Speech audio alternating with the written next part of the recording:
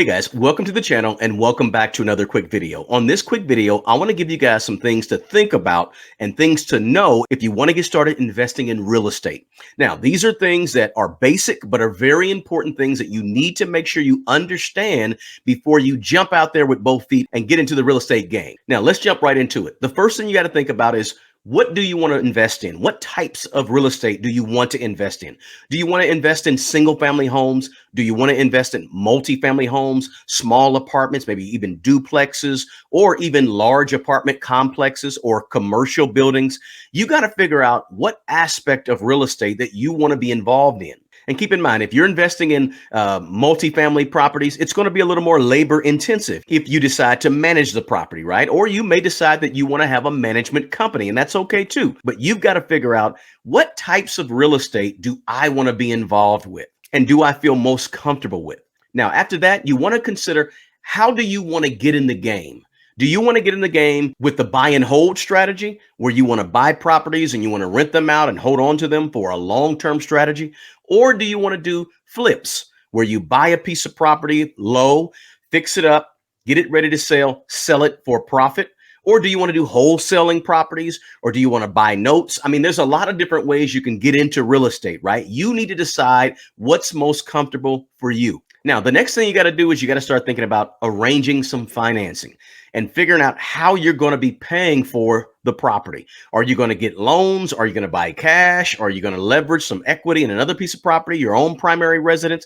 How are you going to go about getting financing for the real estate that you want to purchase? What is your credit score? What type of down payment are you going to have? You got to start thinking about the money, the payments, the financing, and then organizing all of your stuff for your financing, right? Your tax returns, your W-2s, your check stubs, your proofs of income. All those types of things are things that you need to be gathering, along with bank statements and an accounting of any reserve funds you have. You need to have all that stuff ready to present to a potential lender if you're not paying cash for properties. Guys, do me a favor, if you're getting anything at all out of this video, smash the like button for me and drop a comment below. Is there something I'm leaving off? If I'm leaving anything out, drop that in the comments below, or just simply ask a question in the comments and I'll get to it. And if you're not a subscriber, do me a favor, subscribe to the channel and turn your notifications on. Okay, the next thing you got to think about doing is learning how to analyze deals, learning how to look at, what is cash on cash return? What is cash flow, right? Because if you're buying properties, let's say rental properties, you got to know how much you're going to make on those rental properties, because that's going to determine whether or not you buy certain rental properties, right? You always want to purchase properties with the sale in mind. Even if you're not selling the property immediately, you need to be thinking about the sale when you buy, because that's going to help set your purchase price and what you want to pay for a piece of property. Now, going back to cash flow, when I talk about cash flow, I'm talking about, if you keep the property and you rent the property out, what is your cash flow looking like? What is the amount that you can get in rents for a property? Whether it's commercial, whether it's single family, whether it's multifamily, what do you think you can bring in terms of cash? And then be thinking about your expenses as well, meaning taxes and insurance and maintenance and repairs, homeowner association fees, whatever it may be. You have to think about all those things. And cash on cash return simply measures the return on your out-of-pocket cash on an annual basis. Right? Now, that's usually expressed in terms of a percentage, right? But you need to know those type of numbers and those type of figures when you're looking to buy property, so you can know what is the right price to buy at. Now, the next thing you got to think about is, you have to begin to find a property. Whether that property is, again, a commercial property, what's the location of that property, what's coming up in that area where that property is located, what's leaving the area where that property is located. If you're buying a single family property or a residential property, what are the schools like in the area? What is the crime rate in the area? Are people leaving this area for any particular reason? If so, what is that reason? Or are people flocking to this area? Is this an area where young families want to come and live and raise children, right?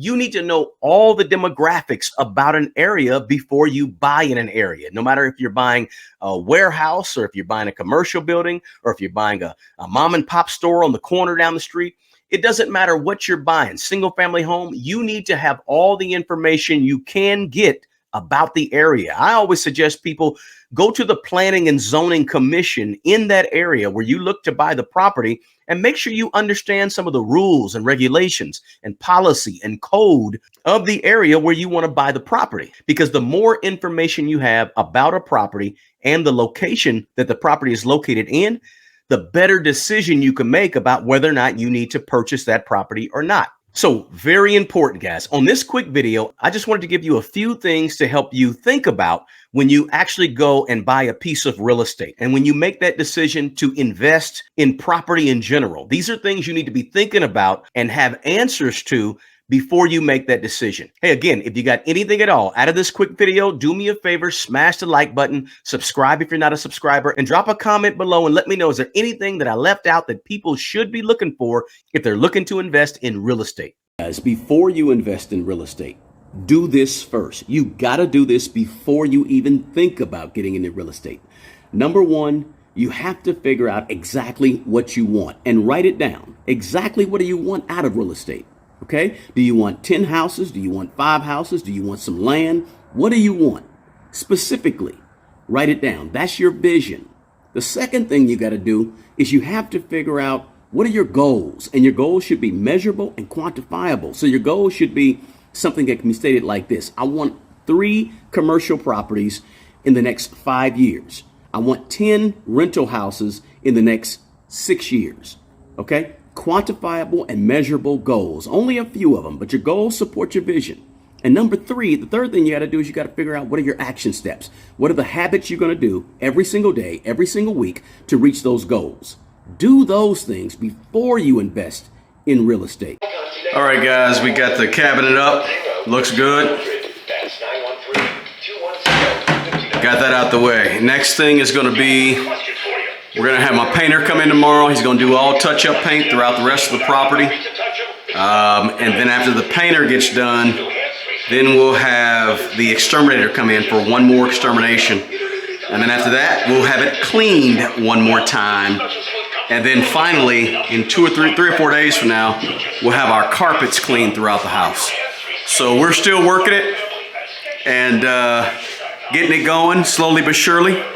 Had a lot of inquiries on the house from potential tenants, and we're setting them up to maybe come in about 4 or 5 days to do walkthroughs of the property and take a look at it. So just want to give you guys a quick update on where we are.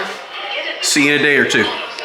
Quick tip for my landlords out there. Build into your lease that you're going to do a deep cleaning of the property every 6 months, twice a year, and you're going to pay for that deep cleaning. It's going to come out of your pocket as a landlord. 3 reasons you want to do this. Number 1, it avoids major repair and maintenance disasters that you can't see. Now, number 2 is because it shows tenants that you're serious about the upkeep and maintenance of your property. If they know you're going to be in there every 6 months doing a deep cleaning and you're paying for it, they likely will be a little less apt to tear the property up. I'm not saying they won't tear it up. There's no guarantee, but at least it lets them know that you're serious about taking care of the property. Now, the third reason is because you have an opportunity to stop a problem, cut off a problem, prevent a problem, and also catch repairs before they become a major problem. That's 3 reasons you should build into your lease doing a deep cleaning every 6 months. Hey guys, I offer one-on-one financial mentoring and coaching. If you're looking to grow your current income by adding multiple streams of income, or you want to maximize the current income that you have and get the most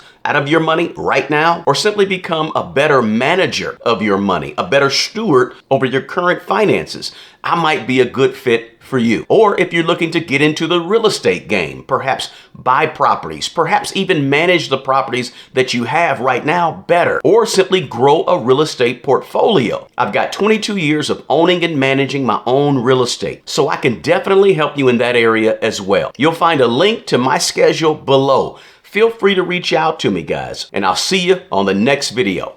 Peace.